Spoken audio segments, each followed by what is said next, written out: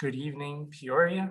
Welcome to the next episode of Whiskey Talks. My name is Andrew Nui, and tonight we are going to share with you an exciting story on the Illinois River system.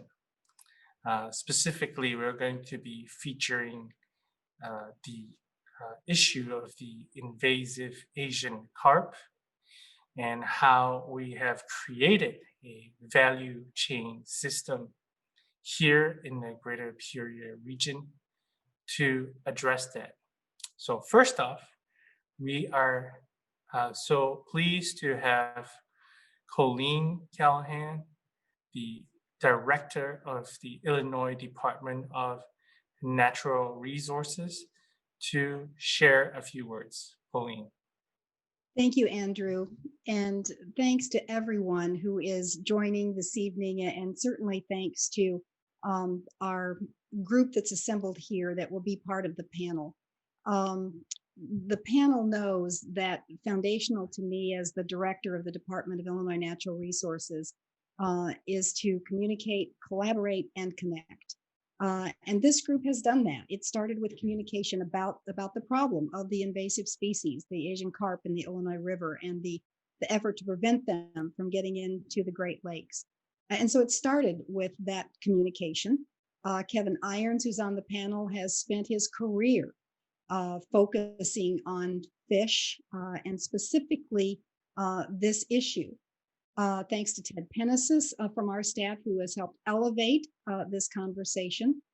And as we began to really learn about each other and a role that possibly each may play, critical to that, of course, are the fishermen. And so through conversations and collaboration, the Illinois Fish Co-op was established, because without those fish being harvested, we don't have a product to talk about tonight.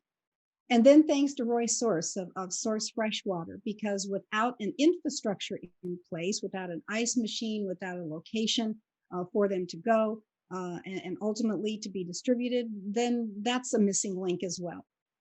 And then when you talk about the Peoria Economic Development Council, you always need somebody that can bring people together. And you always need cheerleaders. And you may hear in the background a cheerleader here, which is the risk of having a Zoom call when somebody comes in the door and lets the dog in. And so the dog is also making its presence known and cheering on this conversation tonight. So with that little bit of levity, what I would like to say is that Peoria has been centric to this conversation. And it's been personal to me because I have spent my career in the Peoria area. So it is an honor for me to be at this point in time as the director of the Department of Illinois Natural Resources, to be a part not only of the conversation, but to know that what has been a problem for so long now has the opportunity to be a problem solver. The Asian carp can actually help solve a problem. And so that's how we should look at this tonight as we begin this conversation, that what is maybe viewed as something that's not desirable is a valuable source of protein, particularly at a time when there is a need for protein in so many areas, right in our own backyards and throughout the world. So for what we've been able to do to talk about ecology, and bring that into the opportunity to help feed people with a rich protein source, a mild fish. I hope that for you that are joining us tonight, we'll look to Peoria as how this can be done, how we all came together to get to this point. And it's not just about benefiting Peoria, it's about the river system, and then how ultimately we can benefit and have a positive impact on the world. So with that, my thanks to all who will be joining in the conversation tonight and all who have taken the time to learn more about this opportunity. So thank you for communicating, collaborating, and connecting about Asian carp. Thanks, Andrew. Thank you, Colleen, for sharing your perspective. And now we want to move over to the people involved. We want to see all the different panelists. So I'm gonna invite everyone to turn on their videos and their screens here. Ray and who else? Roy and Kevin and Clint. We'd love to have you come online. And so, great. We are seeing everyone in the gallery view. So we'll start with Roy. Would you like to introduce yourself? Yes, thank you, Andrew. My name is Roy Sorce, and in 2021, our family business, Sorce Enterprises, will be celebrating 2 milestones. It's our 50th year in business, and it's a full transition into our new businesses focused on sustainability and community, because change is inevitable and everyone must adapt. With my knowledge and experience in the food service industry, I saw an opportunity to turn this invasive fish into a positive solution and adapt to these changes, which is why I started Sorce Freshwater with 2 main goals in mind. The first, to help reduce the population of this invasive species and with the support of the commercial fishermen from the Peoria pool, and then second, to feed people in need. Thank you. Thank you, Roy. And we'll move next to Ray. Yes, good evening. My name is Ray Lees, and I'm the Planning Program Manager for the Tri-County Regional Planning Commission. And our service area is Peoria, Tazewell, and Woodford counties. And my particular area of focus, I oversee many transportation issues, but one of the areas that I do focus on is the Illinois River and issues related to that as far as the ecology and sustainability and those types of issues. We did complete a couple of years ago. Tri-County was collaborating with the U.S. Corps of Engineers, the Rock Island District, and we developed a Peoria Lakes Comprehensive Conservation Plan. And within that plan, the invasive species of Asian carp was identified as an issue that we needed to have addressed. And through a number of networking opportunities and other relationships with Kevin Irons and the discovery of Roy Sorce as a partner in this process, I've been involved in this conversation for 10 years, but more actively in the last couple. So awesome. Thank you, Ray. And we'll move on to Clint Carter. Hi, my name is Clint Carter. I'm the president of the Midwest Fish Co-op and owner of Carter's Fish. First, Carter's Fish is a small fish market. Started 38 years ago. We sell fresh fish. We do a lot of cooked food too. So that's what gives me the knowledge. And then the Midwest Fish Co-op, I'm a commercial fisherman. I've seen the need to solve this problem for a lot of years being in the business and know a lot of the guys. So I'm just here trying to get everybody to work together and build a good continuity of supply of fish so we can get this thing off the ground. Thank you, Clint. And we'll move on to Kevin Irons. Sure. Thank you, Andrew. I don't have a video tonight just because of some bandwidth issues I'm experiencing, but glad to be here. I'm the Assistant Chief of Fisheries for Illinois Department of Natural Resources. Over the last 10 years, I have managed the Aquatic Nuisance Species Program, and most people, as they tune into this podcast, they understand that is a significant invasive species we're dealing with here in Illinois. Thankfully, because of some key partnerships and collaborations we have with our federal agencies and the Great Lakes Restoration Initiative, within our state, with our economic development folks, we've been able to try to lead efforts really for the nation to leave nothing to chance. We're doing a couple different things, preventing the spread of these fish and reducing their abundances. And we can talk about how we're doing that through these efforts. but appreciate the dialogue on this very important topic.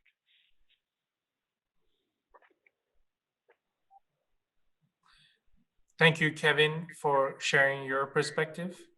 And now we'll move on into the section on, what is this? How large is this problem? So the first question is Asian carp. What are they? Perhaps, Kevin, do you want to start? What are the Asian carp? They're invasive. How did they end up here? Sure. Glad to talk about invasive species. These are fish that aren't native to Illinois and frankly aren't native to North America. We may be familiar with the common carp. It was brought over in the 1880s from European settlers who were familiar with this in Europe. And the Asian carp is a cousin of these common carp, but there are 4 species, not just one. It's a bighead carp, a silver carp, a grass carp, and a black carp. We probably have seen videos or pictures of fish flying into the air. That is one of these 4 species called a silver carp. So all these species are unique, are from the Asian continent, generally within China. Large rivers there is the Yangtze River. And we brought them over to really solve some really keen ecological problems beginning in the 60s and 70s. These critters eat algae, zooplankton, the things that make the water green. And we could bring those over and put them into catfish farms where we're raising high densities of fish for human food. The algae causes them to change in taste and are more susceptible to diseases. So it was a really good thing. And in fact, Rachel Carson was talking about this early on. We were using so many chemicals in our environment, it was killing off the frogs and the insects, and we had silent springs. So this was an opportunity for us to bring over a biological control. It happened in the southern U.S. They got out of the barn, got out of the aquaculture facilities very quickly, and got into our large rivers. That's how they got there. We intentionally brought them there. Key players in the U.S. EPA, Fish and Wildlife Service, were working with partners to bring them here to solve problems. And they've quickly spread, essentially from the Rockies to the Appalachians, from Minnesota to New Orleans. We see them in our Mississippi River Basin. More specifically here in Illinois, our Illinois River experienced some of the highest densities, perhaps in the world. Wow. So thank you, Kevin, for that. We want to move on to Ray, who will share the local Peoria perspective. Ray. Yeah. Oh, Ray, you're muted.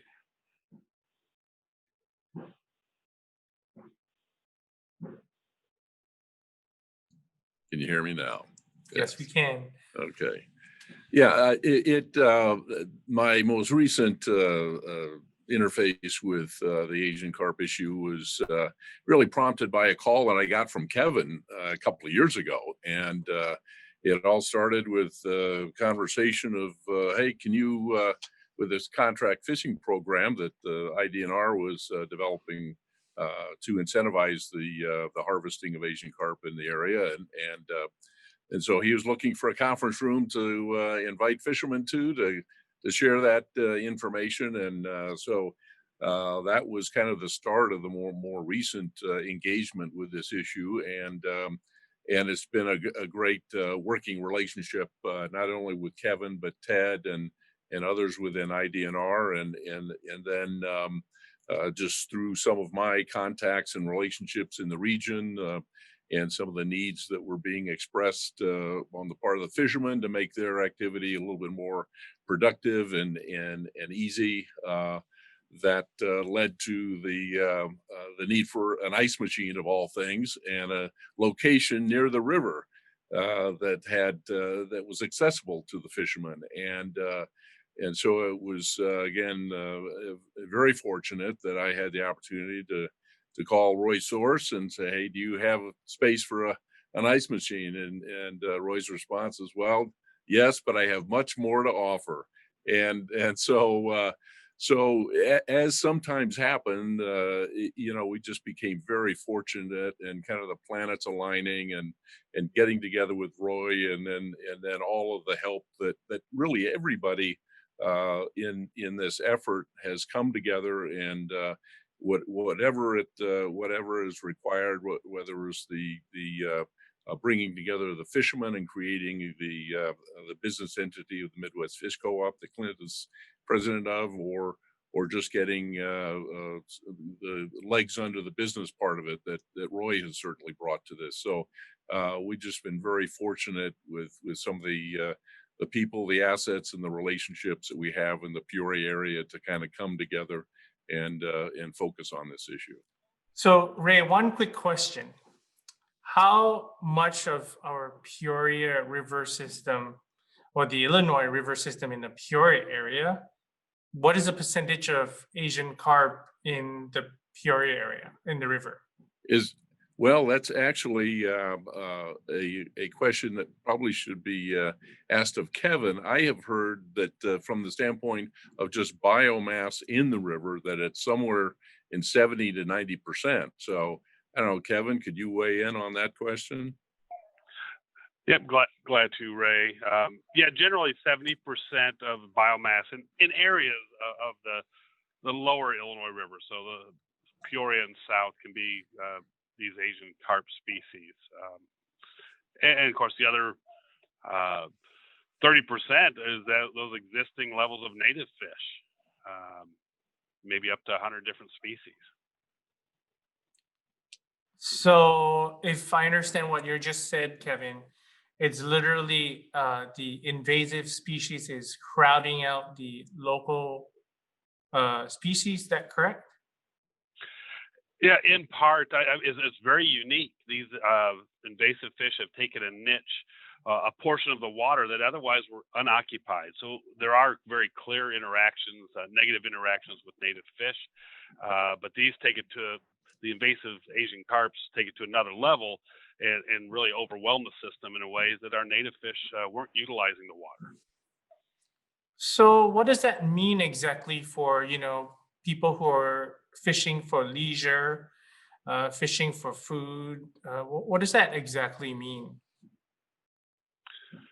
Sure, it means that there's a lot of silver carp projectiles out there. I think we probably have all seen some of those videos.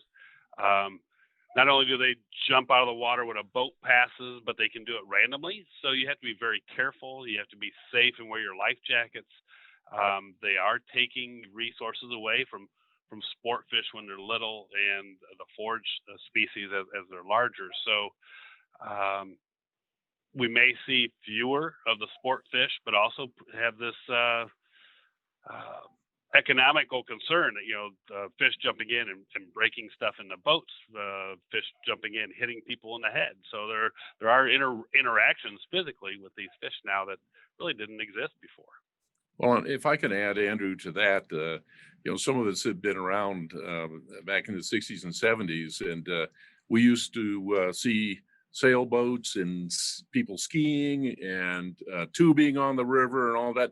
And you take your life in your hand when you do that these days, because if you get hit by a 5-pound carp, obviously it can do some damage and knock you off. So there is, as Kevin had alluded to, there is a really negative economic impact to the boating and recreational attractions that we had for decades, and now they're almost non-existent. So if I understand correctly, what you just said, Ray, is not only are they taking food away from the local fishies, I guess, species of fishes. Then it is a hazard. It's a hazard for people on the river, boats, and any sort of recreational stuff. So I want to move to Clint. Clint, you're a fisherman.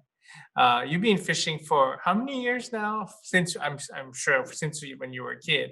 But how have you seen the river change in terms of the activity and the fish? Well, before the carp started, we'd go fish with my father on the Mississippi River, and before they ever caught an Asian carp. I was probably 10, and we would catch buffalo and common carp. And then early 90s, boom, they hit a hoop net full of silver carp. They called and they're like, my dad asked somebody, he's like, what are these?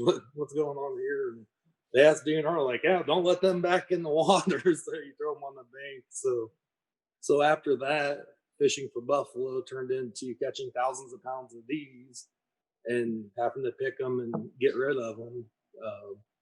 So it went from, it completely changed. But I was probably 10 years old when that all came through. But they make up the bulk of what you catch, and you didn't have nothing to do with them. So they're a lot of work.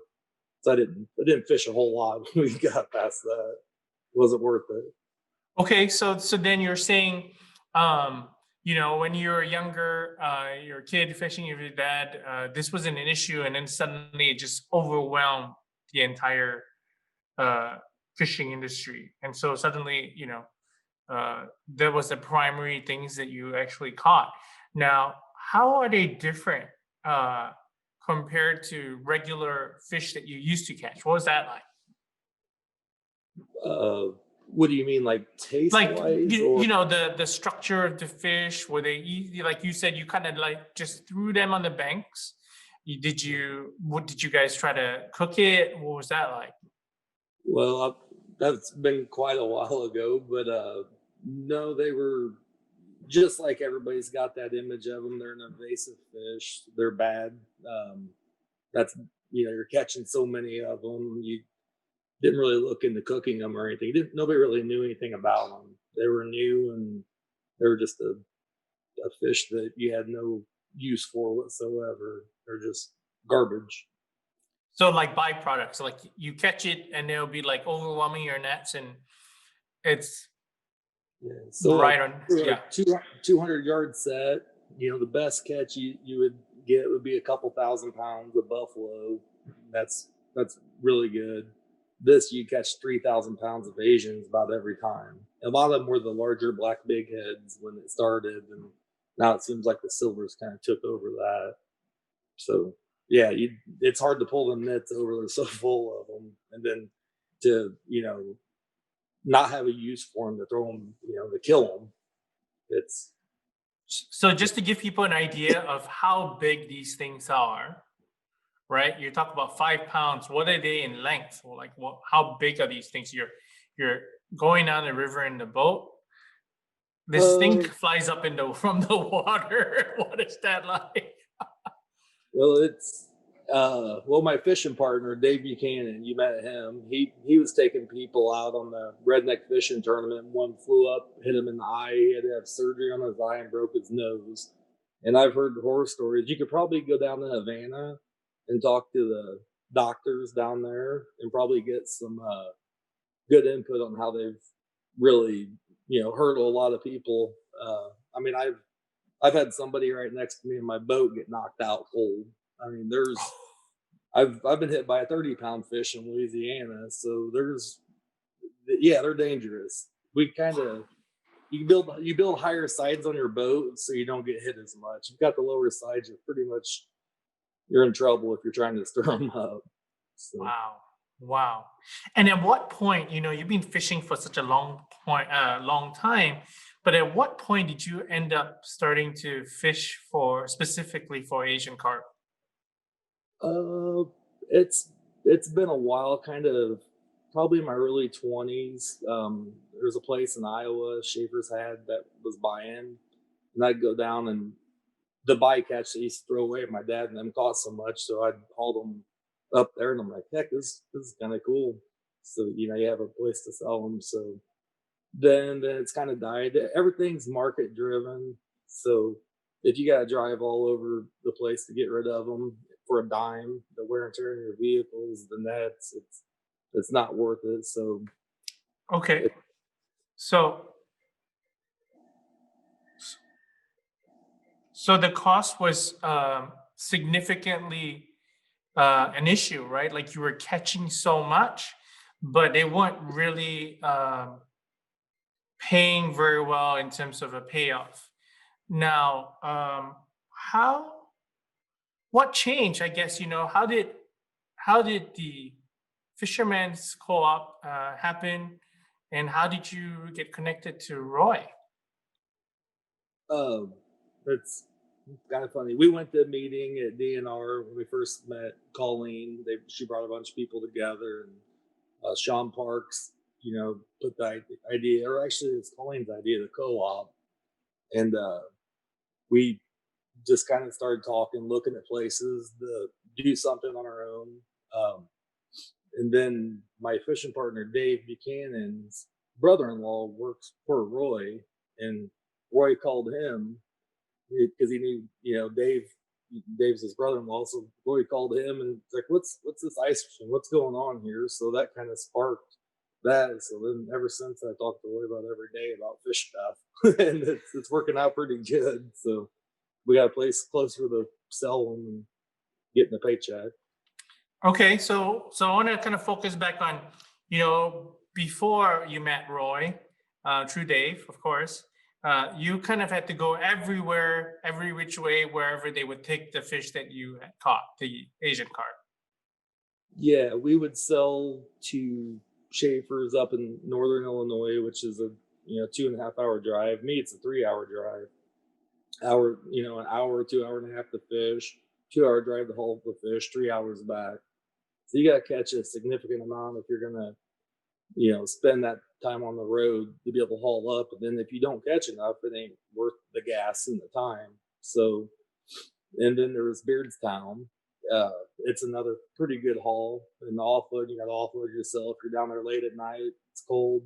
You get a dime for the fish, but with the subsidy, it's worth it. Without it, it wouldn't be worth it.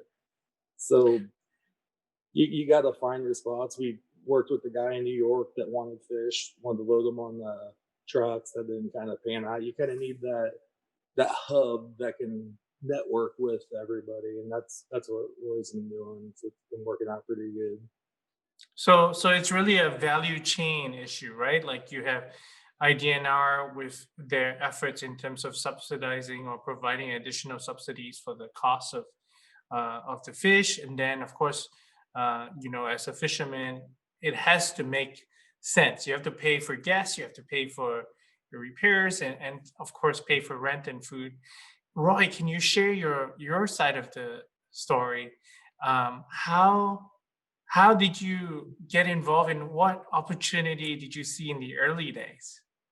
Well, originally, like Ray had said, our original conversation about ice machine, um, that transpired into much more because I saw a need to create a sustainable market for those Asian carp.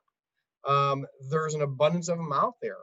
So as a business owner, I recognize the renewable resource in our region that can actually provide jobs, feed people, help the community, and help solve a problem all at the same time. And hopefully that's our goal today. Um, Once again, though, as Colleen and everyone else mentioned, this does not happen without partners like IDNR, the Midwest Fish Co-op, Tri-County. We've partnered with universities and many others because this fish is a win-win-win. Number one, it creates jobs. Number two, it's good for the environment. And number three, it's a healthy, nutritious product. So we thought there is no downside to this fish. There is no and but. There is no negative connotation to it other than the name Asian carp. From there, I met with all the fishermen and I thought, okay, what do you need in a program to make this worthwhile for you, to make it cost effective and profitable so that it becomes a sustainable market?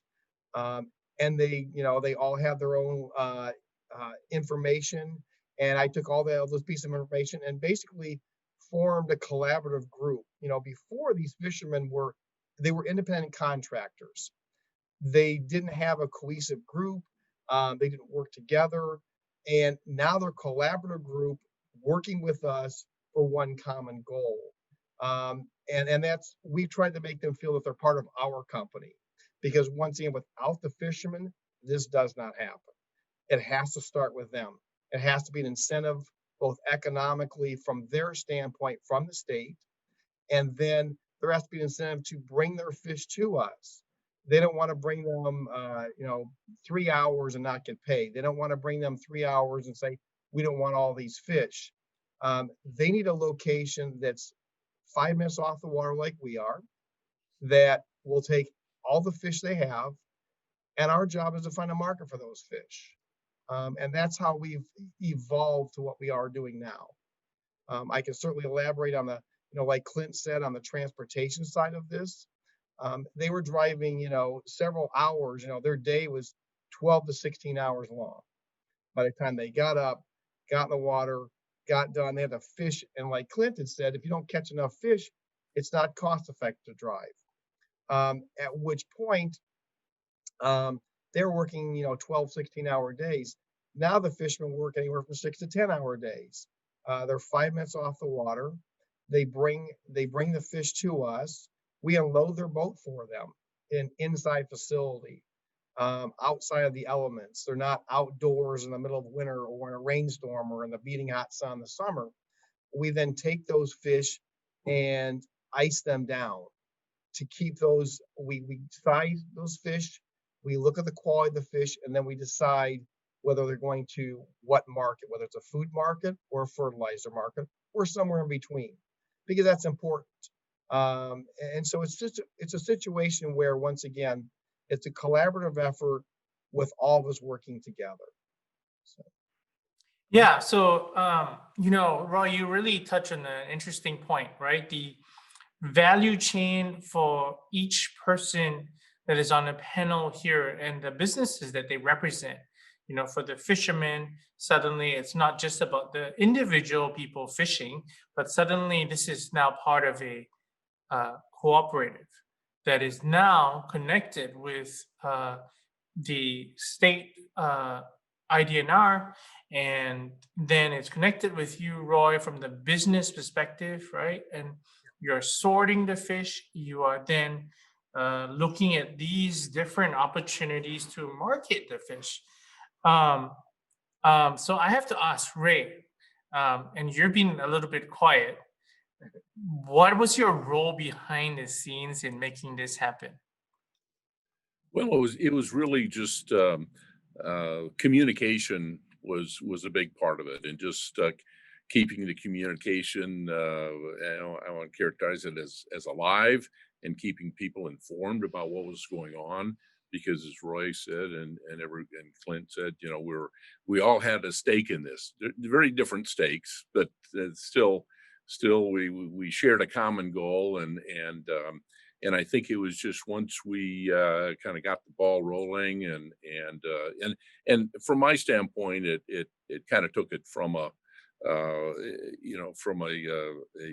task to do to something very enjoyable. I just really get excited about this and the opportunities to not only improve the ecology, but there's also the jumping aspect of it. And but then you look at it from a business standpoint and a business model standpoint, which Roy and Clint are heavily vested in. And one of the things I think that you can characterize it on some of this is predictability. I mean, they had and stability, so that there in their respective models, and they can certainly talk to this better than I. But for someone on the outside looking at it, the way Roy approached it and Clint approached it, they were setting up a model that was attractive to both the fishermen and to Roy, and there's some transparency there in the way the business is run, and what the expectations are for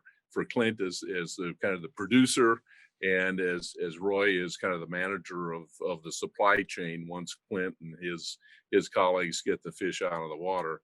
And the other is just the opportunity of getting in, literally kind of, and Clint has been at this a lot longer than the rest of us, but kind of getting in on the ground floor of this, where it is really we can really establish a business model and a market here. And as Roy will admit, and he can speak to, is the capacity and the sustainability and the reproductive nature of this resource, is that more people like Roy can join in in the activity and have a sustainable and productive business. Okay, so that's really interesting. You said one word, and I'm gonna kind of go to that particular word. You said transparency. So, Clint, what was it like for you before you met Roy? What was it for you before when you have to drive? Have you had to drive all the way to a site to sell the fish, and only to be told, hey, this is either not enough, the quality is not good because it's been sitting for so long, or hey, we're not taking it anymore? Like, what was that like for you? It was, well, first off, I didn't fish nearly as much because now I can focus my attention on fishing and trying to get a check. It was more planning what you're going to do with the fish. So it's very convenient, very handy, and when it's this cold, having that help offloading and not that huge drive makes a world of difference. Along with that 10-cent subsidy, without all these things kind of clicking together, I might be fishing one day every couple of weeks, but this week I went out 3 times. So it's helping do what it's all supposed to do, is for us to get these fish out of the water. It's really helping that. And a lot of the other guys, it's hard to have this life, the commercial fisherman's lifestyle, to pay your rent and everything. Everything's so up and down, the market's so unpredictable. So the stability will make a lot of these guys full-time fishermen, as opposed to go to your real job and then hit it hard in the colder months. This will trickle out and create a lot more deckhands, a lot more full-time commercial fishermen, which keeps us out there chasing them around. That's awesome. Thank you. Roy, what about your perspective on transparency? We've heard from the fisherman's side of the transparency. How does that impact your operations for supply chain? I mean, ever since the beginning, we formed Sorce Freshwater. We partnered up with a Midwest co-op. We felt that we had to be a partnership. It had to be transparent. We had to take all their fish. We wanted to make sure we were a one-stop shop for these fishermen, and we wanted to listen to their concerns. I mean, right now we actually have almost 20 fishermen fishing for us now. Guys that have not fished in years said, we're going to get back into this market now. We actually love coming here. It's convenient. It's easy. We get paid. It's made it very, very conducive to, like Clint said, to fish more frequently, to use it as a actual revenue or a money generating type source as a job, as opposed to just additional income whenever you go out and sell your fish. It was very important for us to provide an opportunity and a location for these fishermen, because the only way you're going to reduce those numbers, or at least keep them in check, is to have all those fishermen out there fishing. And it's just something that you need to have that to go forward and make this program work. We are developing with different partners, whether it be universities, whether it be IDNR, whether it be Tri County. We're developing and looking at new food items and developing new type food items that we're not ready to present yet for the marketplace. We will be doing that. We're researching that right now. We're hoping that in the spring of 2021, we'll have more than just a minced product. The minced product is great. It's very versatile. It's a very universal type item that can be used in restaurants or in other settings. But we want to create additional items that creates a bigger market for these fish, so that we can harvest our goal of 15 million pounds a year. Last week was a record week for us. We brought 50,000 pounds in on one day. We brought 120,000 pounds in 1 week. We didn't think we'd hit those numbers till next year sometime. Clint kept telling us all along, we're going to get a lot of fish. I kept saying, when? Well, more fishermen bring more fish. The numbers just add up and they stack up, and they're working. So We've actually shipped out 2 of our first full loads this week of fish in the bait industry. So we found markets for those. Actually, the fishermen found markets for those. They're helping me as a partnership do that. I don't have an experience. I have food service experience. They know the fishing industry. They know who needs product, who needs bait and when, and the type of product they're looking for. They were definitely integral part of making that happen.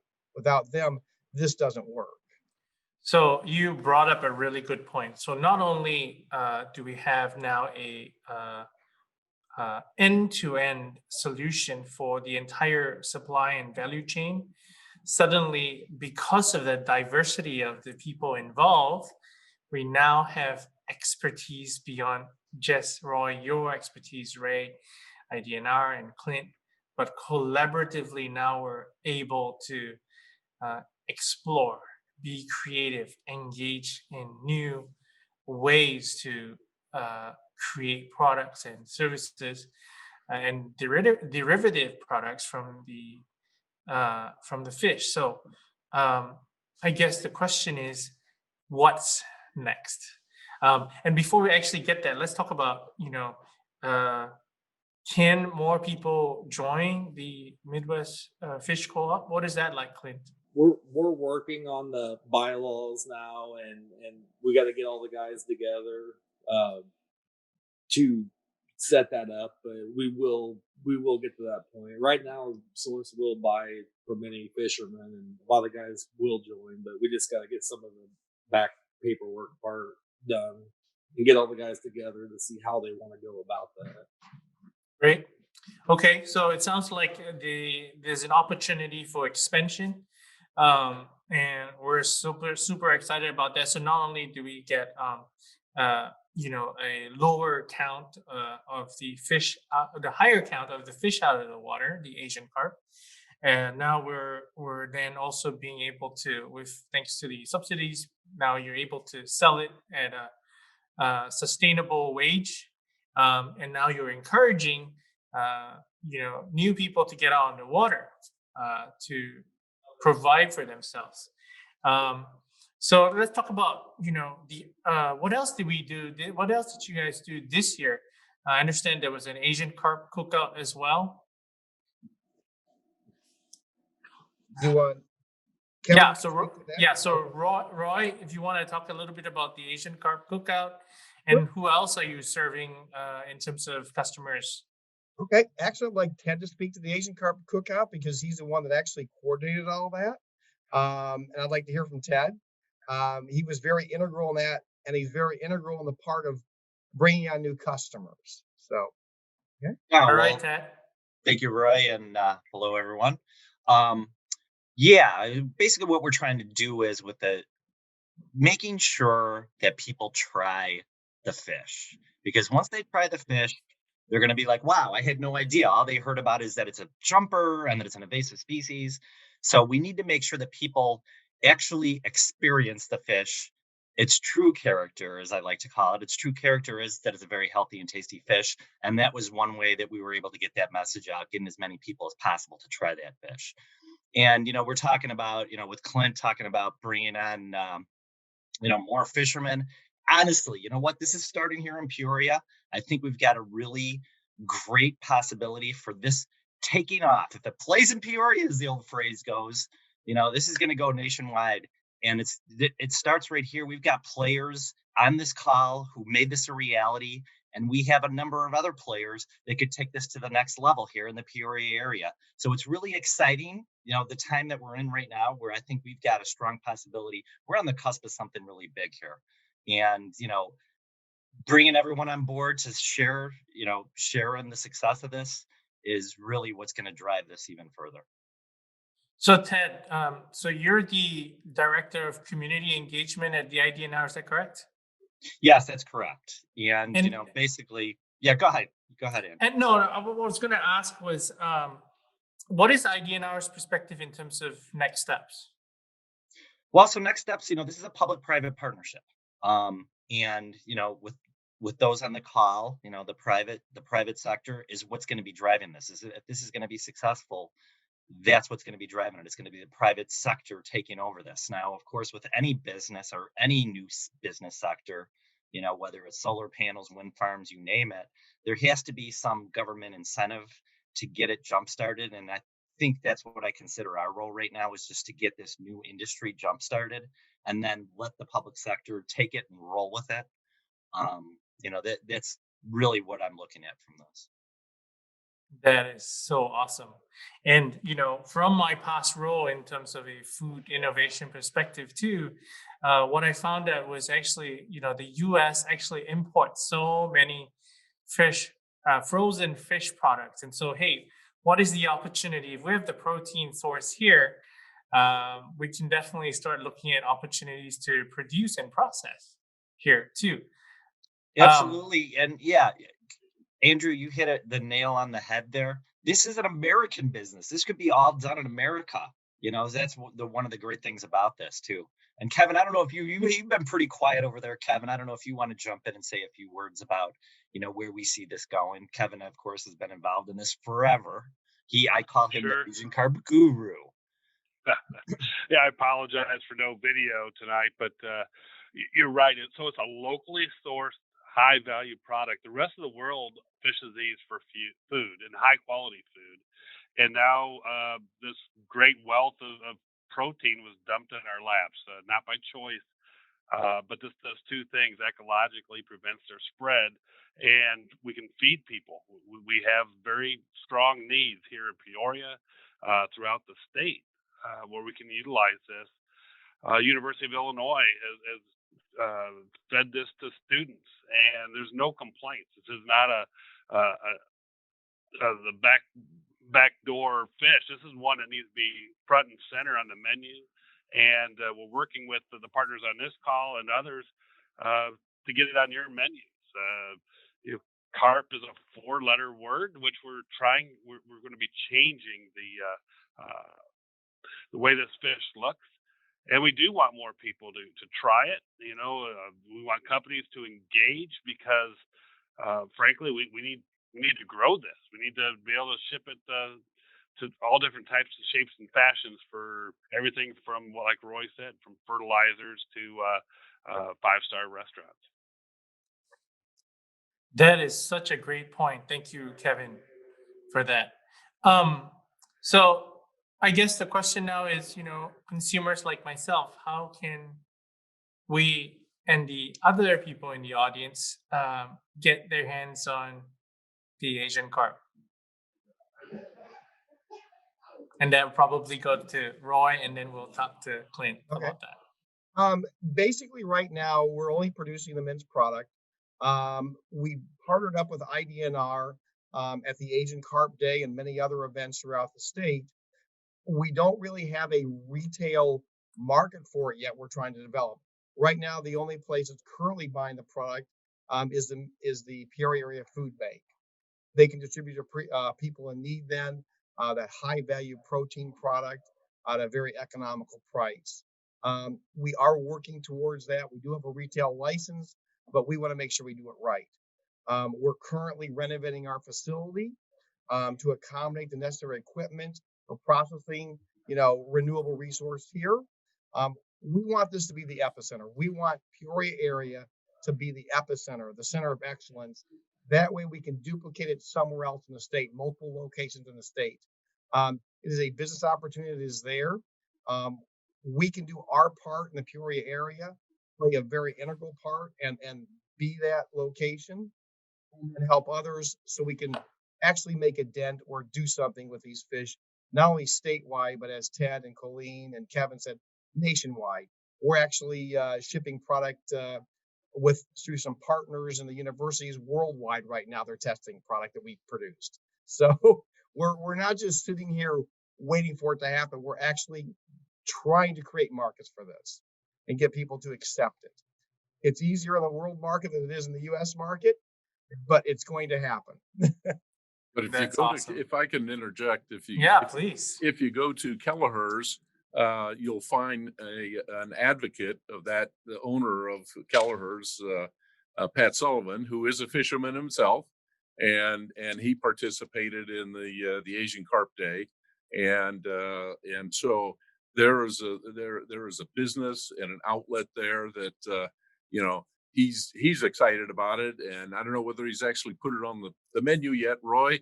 But I don't see that in far off, and so it's just as I say, the general public has to become more aware of the nutritional aspects of it, and then asking people like Jim Dixon at Dixon's Fisheries, hey, where's your Asian carp? You should have this in the display case, right? Or whitefish or whatever we're going to tag it.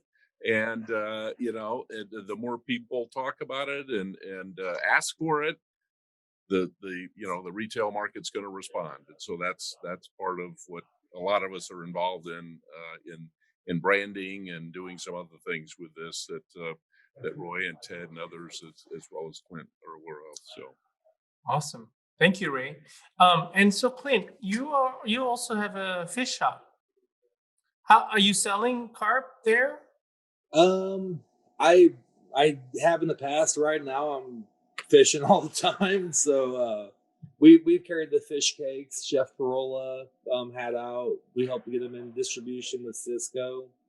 They didn't. They were processed in Vietnam, caught here. They were good, but they didn't really fit our customer. The fish cake was hard sell for our customers. I guess we had them on the menu for a couple of years.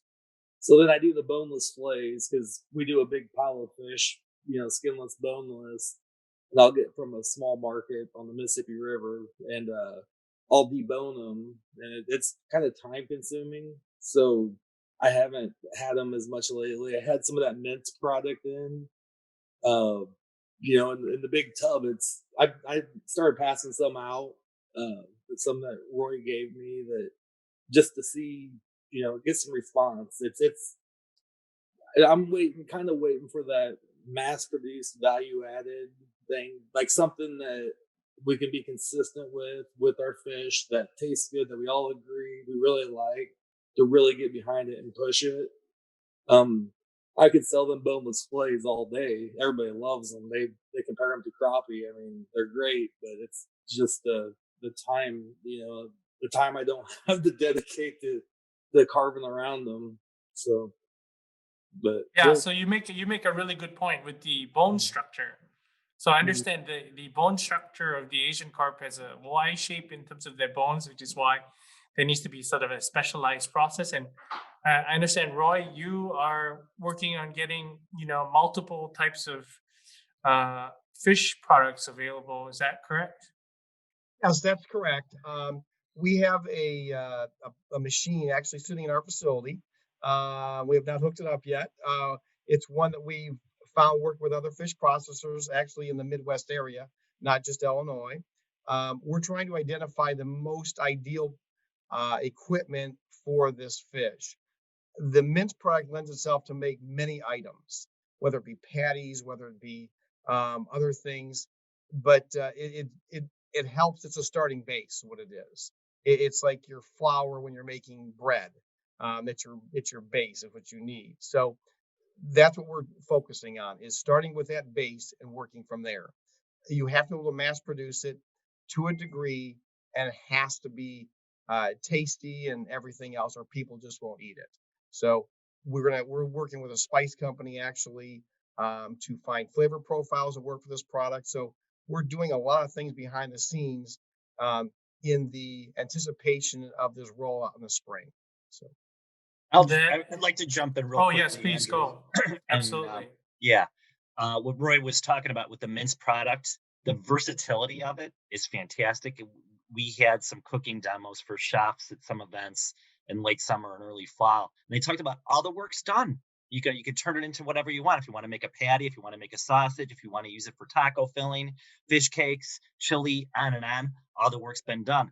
But to Roy's point too, the versatility extends beyond that. We do need to have some value added products that are going to be ready to go, ready to eat products that are going to be, I think, very successful as well. And that, with Roy and all our other partners, we're all working on that too as well.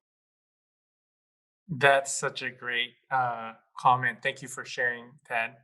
And so, what would you say to our viewers? We'll go around the room. What would you say to our viewers if they had the opportunity to try Asian carp for the first time? What would you say to them? So we start with Roy, and then we'll go to Ray. From the beginning, as Ted had mentioned, you know, IDNR and Tri-County have been hosting events to bring that public awareness. And once again, it's a collaborative effort to get it out there.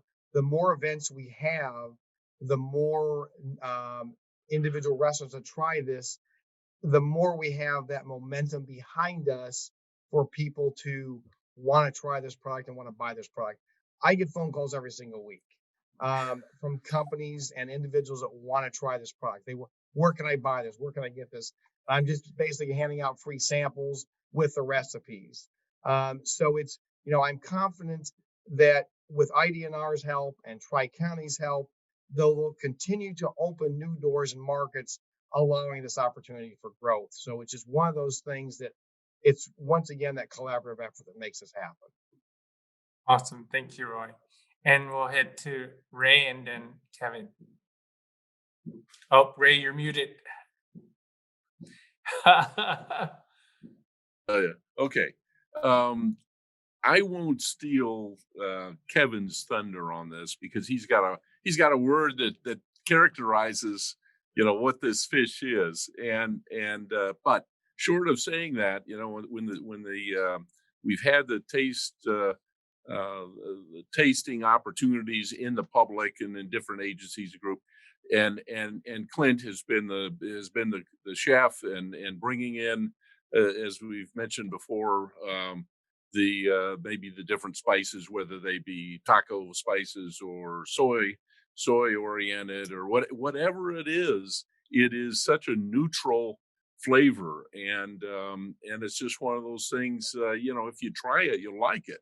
And so it's just a matter of getting it on the, you know, on the palates of the people in the area, and then growing, you know, growing from there. But the other aspect I'll just throw in here real quick is the fact that, you know, we have a business and an industry, to the general point of this conversation, that really can be a world class, you know, center of excellence, as Roy was saying, for this product. And it can, I don't know how you characterize the carp next to a Caterpillar mining truck, but you know, it has that same opportunity for elevating, you know, this business model that Roy has established and working with Clint and the collaborative nature to a much higher level, you know, in the industry. So I'll stop there. So Thank you, Ray. All right, Kevin, over to you. Absolutely. I think the word maybe is chameleon, Ray. This fish is a chameleon. We have a chef on staff with a carp collaborative, which includes everybody on this call. But he characterizes it as a chameleon. You want the tacos, we can make it taste like taco meat. If you want to have the fish dinner, we can do that. I mean, it's one of the most fabulous, firm, white, flaky fish you've ever eaten. And there's challenges. Roy's working on those challenges with us. And how do you work around some bony structures? But this is eating the very best food out there. It's high in omega-3s and omega-6s. And we've been comparing fish with other common river fish like catfish and tilapia, things you get at the restaurant. And 99 or 999 out of 1,000 times, the Asian carp wins hands down for flavor and texture and ability to put in these dishes. So I know what the people will say if they give it a fair shake and don't wrinkle their nose when they hear the word carp. But the ability of this thing is so plastic, it can be everything a fish that you want in a fish and more. Thank you, Kevin. And we'll head to Clint and then Ted. About the fish, it's really good. I think you have to do these tastings and get it in front of people's. I like to do blind taste tests. I like to see the reaction. And a lot of them I've done in the past. I won't even tell them I got carp. I'll just have something like, hey, try this. Then I tell them, then you get that. But I've been 99% successful, when I cook it for people that like fish. And I think we've had one at the market didn't like it, and then one at that other event. But other than that, everybody likes it. It's good. It's good food. Yeah, totally is. Ted. Well, I gotta tell you, Clint's Asian carp dish, par excellent. It is one of the best things I've ever tasted. I gotta tell you, it is fantastic. And that's the great thing about Asian carp too, is that that word chameleon is really good. The mild taste, it's a blank slate. So the recipes that you put in there, if you have a good recipe for meat, for chicken, for pork, whatever the case may be, it's probably going to work really well with Asian carp. And like I said, I had the best tacos I've ever had when we did this Asian carp cookout in Chicago and throughout the state. It is just really good. That's all I'm going to say. Really good. Well, I want to thank everyone for sharing your perspective this evening. And we will continue to accelerate this new opportunity in the Greater Peoria region and throughout the nation. Thanks again.